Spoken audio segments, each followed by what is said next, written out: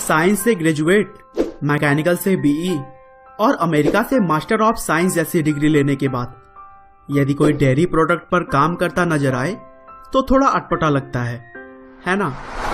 लेकिन दोस्तों कहते हैं कि अगर इंसान एक अच्छी सोच के साथ आगे बढ़े तो वह छोटे से छोटा काम करके भी सफल हो सकता है। और इसी बात को साबित किया है वर्गीस कुरियन जी ने, जिन्हें अमूल कंपनी का फाउंडर माना जाता है। दोस्तों दरअसल अमूल कंपनी की शुरुआत गुजरात के छोटे छोटे गांव के गरीब दूध उत्पादकों को उनका हक दिलवाने के लिए किया गया था। और यह बात है करीब 1946 की, जब भारत भी अंग्रेजों का गुलाम था और उस टाइम गांव के गरीब किसानों को दूध मजबूरन दलालों को बेचना पड़ता था, जो कि उनकी मेहनत का एक बड़ा हिस्सा बिचौलियों के तौर पर खा जाते थे।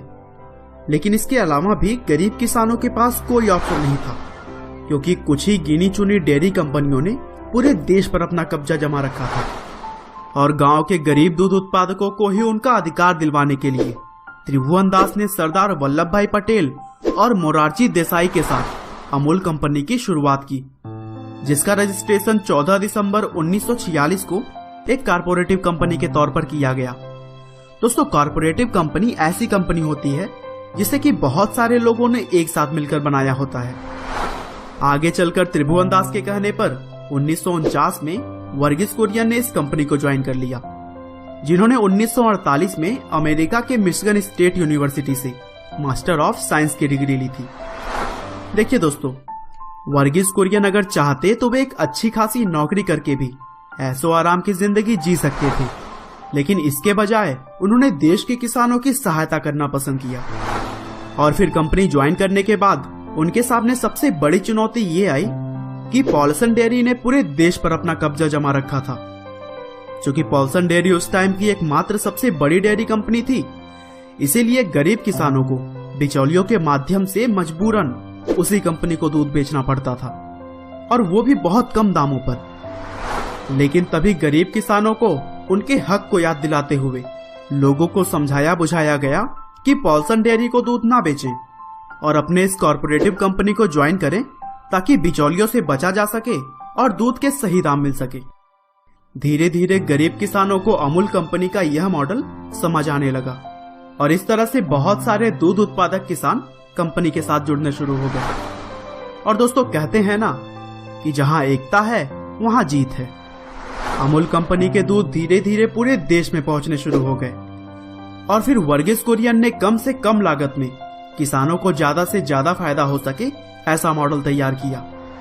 उन्होंने दूध की क्वालिटी को चेक करने के लिए और लोगों को सुविधा हो सके, इसीलिए इस प्रोसेस को कई लेवल पर बांट दिया, जिसमें सबसे पहले गांव-गांव एक यूनियन बनाया गया और वहां पर प्लांट की भी स्थापना की गई। गांव से दूध की क्वालिटी चेक करने के बाद उसे आगे जिलों पर भेज दिया जाता था, और फिर वहां भी जांच के बाद उसे राज्य स्तर पर भेज दिया जाता, जहां पर इसकी पैकिंग होती थी। और कुछ इसी प्रोसेस के जरिए दूध लोगों के घरों तक पहुंचते थे। जल्द ही कुरियन की मेहनत और लगन रंग लाने लगी, और अमूल कंपनी एक के बाद एक बड़ी बड़ी सफलताएं हासिल करने लगी। लेकिन इस कंपनी के सफलता में एक बड़ा योगदान मिल्क पाउडर का भी था, जिसे कि भैंस के दूध से अमूल ने पहली बार बनाया था। दरअसल वैज्ञानिकों का मानना था कि भैंस के दूध का मिल्क पाउडर नहीं बनाया जा सकता, लेकिन वर्गीस कुरियन ने सभी को गलत साबित किया और भैंस के दूध के साथ रिसर्च करते हुए एक नई खोज की। और फिर आगे भी अमूल कंपनी ने बहुत सारी ऊंचाइयों को छुआ, और आज के समय में अमूल दूध और मिल्क पाउडर के अलावा भी घी, पनीर, आइसक्रीम और मक्खन जैसी बहुत सारी चीजें बनाता है। और अगर आज के समय की बात करें तो अमूल के साथ करीब 32 लाख लोग जुड़े हुए हैं, जो कि रोज दूध की सप्लाई करते हैं। और कुरियन के इस कंट्रीब्यूशन के लिए उन्हें पद्म विभूषण, कृषि रत्न और पद्मश्री जैसे बहुत सारे सम्मान भी मिल चुके हैं, और लोग उन्हें मिल्कमैन ऑफ इंडिया के नाम से जानते हैं। हालांकि डॉक्टर वर्गीस कुरियन अब इस दुनिया को छोड़कर जा चुके हैं। 9 सितंबर 2012 को गुजरात में उनकी मृत्यु हुई। लेकिन दोस्तों ऐसे शख्स भले ही इस दुनिया में ना हो, लेकिन उनके विचार और कर्म हमेशा जीवित रहेंगे।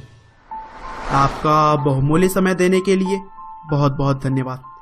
इस वीडियो को लाइक करके आप हमारा मनोबल बढ़ा सकते हैं। दोस्तों अगर आप हमारे वीडियोस को मिस नहीं करना चाहते तो कृपया चैनल को सब्सक्राइब कर लें। आपको यह कहानी कैसी लगी हमें कमेंट करके जरूर बताएं।